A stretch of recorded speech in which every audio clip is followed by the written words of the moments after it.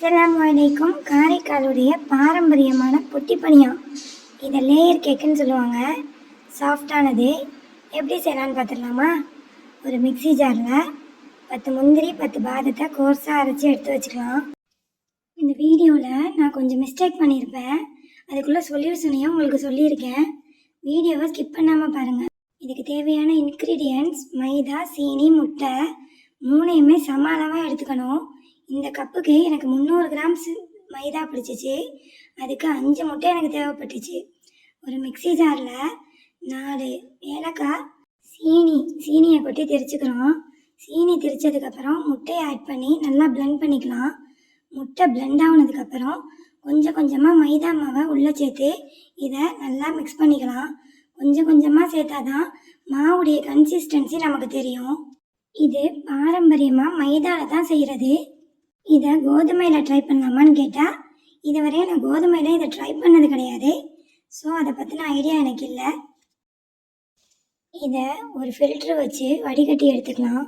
இதோட ஒரு 1/4 teaspoon baking powder, ஒரு பிஞ்சு சால்ட்டு சேர்த்துங்க. இந்த பேட்டரை நல்லா லம்ஸ் இல்லாமல் இந்த மாதிரி ஃபில்ட்ரு பண்ணால் நமக்கு அந்த ஏலக்காயுடைய துகள்கள்லாம் ஈஸியாக ஃபில்ட்ரு ஆகி கிடச்சிரும். இது ஒரு ஸ்மூத் கன்சிஸ்டன்சியில் நமக்கு பேட்டர் ரெடி ஆகிடும். இதை ஒரு 1 மணி நேரம் அப்படியே ஊற விட்டுக்கலாம். 1 மணி நேரம் கழித்து நல்லா ஃபர்மெண்ட் ஆகி பபிள்ஸ்லாம் வந்துருந்துச்சு.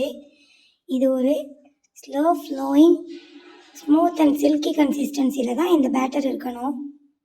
ஒரு 1/4 டீஸ்பூன் வெனிலா எசன்ஸ் ஆட் பண்ணி நல்லா மிக்ஸ் பண்ணிங்க. பேனை அடுப்பில் வச்சு கிரீஸ் பண்ணி ஃபஸ்ட் லேயராக இந்த பேட்டரை அப்படியே ஸ்மூத்தாக ஊற்றினா அது ஒரு சர்க்கிளாக ஃபார்ம் ஆகும்.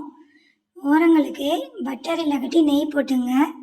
மேலே அந்த நட்ஸை கார்னிஷ் பண்ணி இது வெந்ததுக்கப்புறம் திருப்பி போட்டுக்கலாம். நான் செஞ்ச ஃபஸ்ட்டு தப்பு, இதை நான் ரொம்ப நேரம் ஹை ஃப்ளேமில் வச்சு எரிய விட்டுட்டேன். அது கொஞ்சம் தீஞ்சிருச்சு. ஸோ நீங்கள் மீடியம் ஃப்ளேம்லேயே சுட்டுங்க. இந்த மாதிரி திருப்பி போட்டு அடுத்த லேயரில் மாவு ஊற்றி மேலே நட்ஸ் போட்டு பட்டர் போட்டு இந்த மாதிரி ஓரங்களை ஒரு ஸ்பேச்சுலா வச்சு எடுத்து விட்டுக்கணும்.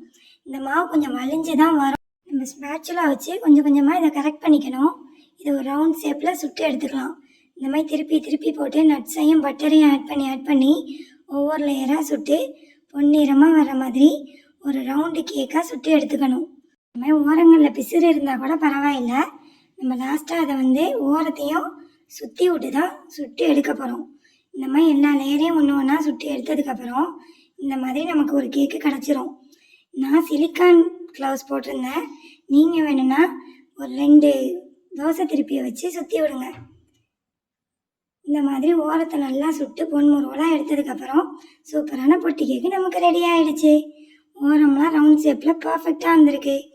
நான் செஞ்ச செகண்ட் தப்பு, இதை ஆற விடாமல் ஒரு 1/2 மணி நேரத்துலேயே அறுத்துட்டேன். லேயர் இல்லாமல் போயிடுச்சு. அதனால் இதை ஒரு 1லேருந்து 1.5 மணி நேரம் ஆற விட்டுங்க. நல்லா கூல்டவுன் ஆனதுக்கப்புறம் அறுத்தோன்னா மாஷா அல்லாஹ் சூப்பராக நம்மளுக்கு லேயர் கிடைக்கும். எப்படி நம்ம லேயர் கேக்கு லேயராக வந்திருக்குன்னு பாருங்கள். இதை குட்டி குட்டி பீசஸாக போட்டு சர்வ் பண்ணலாம். சூப்பராக சாஃப்டான ஸ்பான்சியான காரைக்காலுடைய பாரம்பரிய பொட்டி பணியாக நம்மளுக்கு ரெடி ஆகிடுச்சு.